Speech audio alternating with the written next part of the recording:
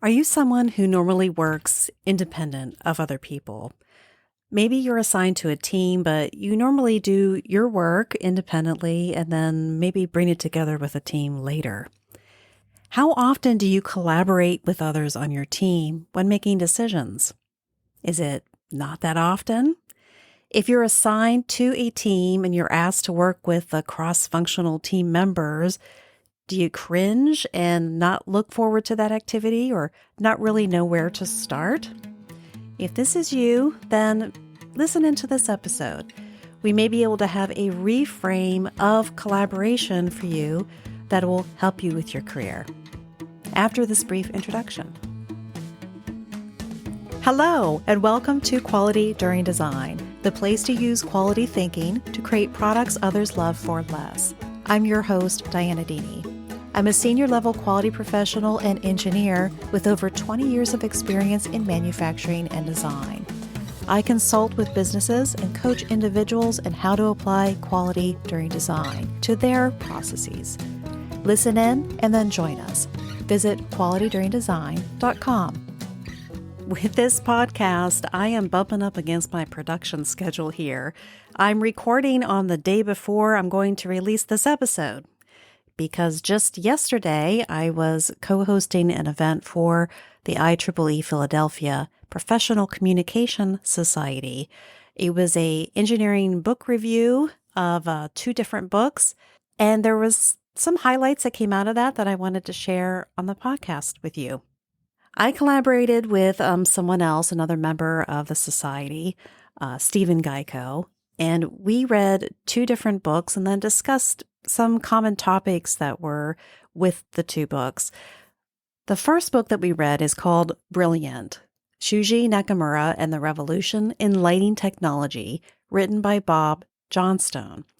The other book that we read that we correlated with that one was How to Win Friends and Influence People by Dale Carnegie. The How to Win Friends and Influence People book was published in the 1930s, but there's still a lot of editions of it that have been popular. It's still one of the highest rated self-help books on the Kindle business leadership category. So it remains a highly rated book. Even though it's old, we wanted to see if it's still related to today's situations. I really enjoyed working with Stephen on this project because we had some very interesting discussions just in the setup. And I think our overall book review was really interesting.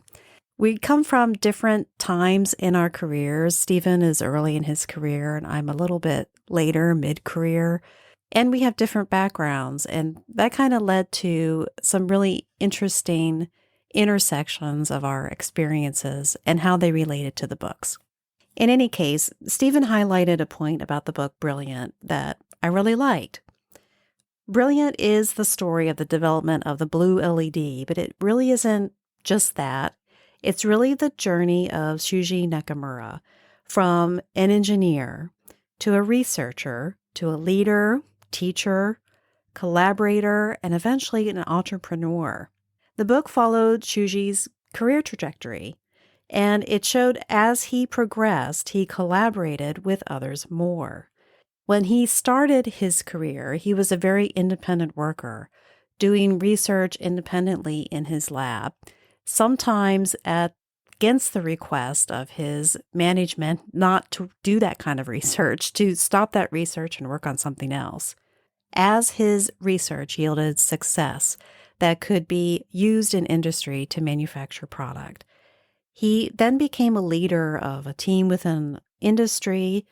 And then he later left industry to work in academics, to be a teacher, where he collaborated as someone in academic research with other people in industries.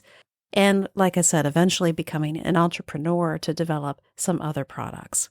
Shuji Nakamura was awarded the Nobel Peace Prize in Physics in 2014 for his contributions to LED development. What does this have to do with the problem that I presented at the beginning of this episode? The problem I presented was that a lot of us are independent workers, especially if we're engineers. I can see this in myself too. Earlier on in my career, I'm kind of at my desk, I'm working things out, I'm doing calculations. And as I've grown into my engineering career and then expanding into quality engineering, I notice that I am collaborating more often with others.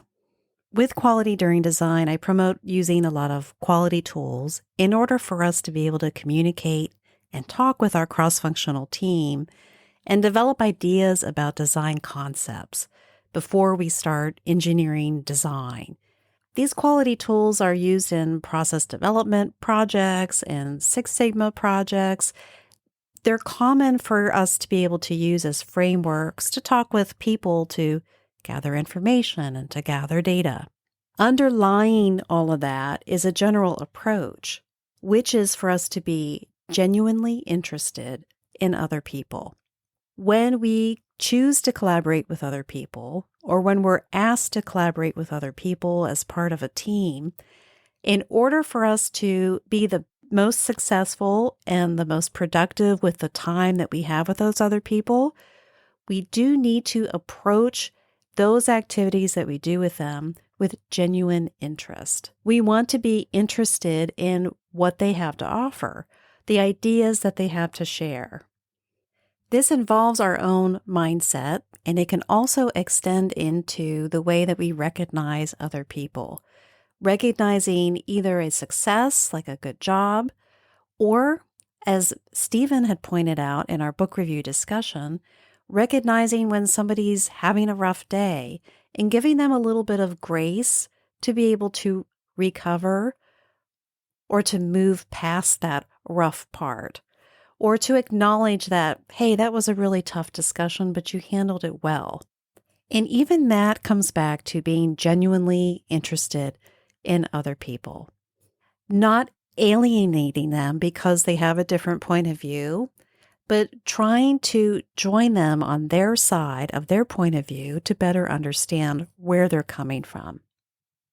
This is the major theme that runs throughout How to Win Friends and Influence People.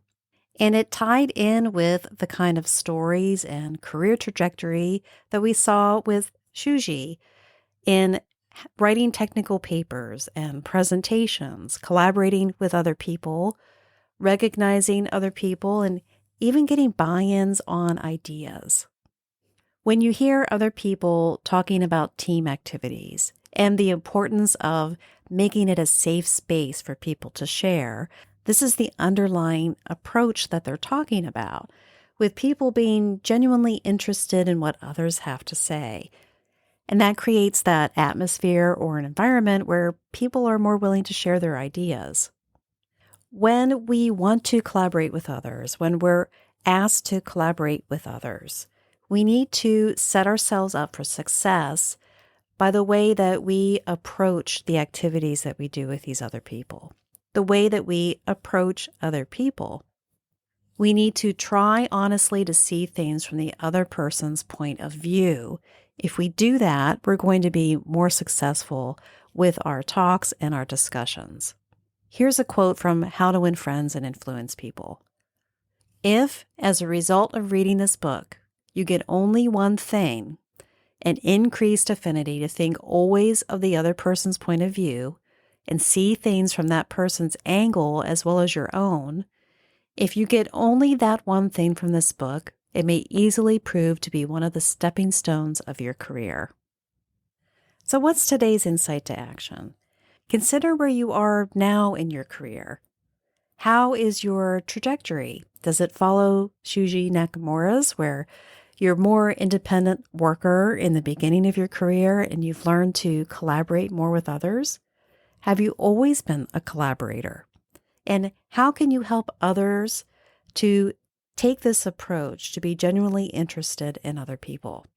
Since the book, How to Win Friends and Influence People, has been around for a while, you may have already read it.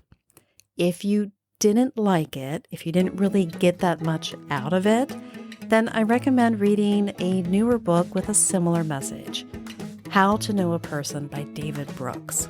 The same general message applies, but it's taken from different stories and different points of view. It may give you that insight to help you with your next step in your career collaborations.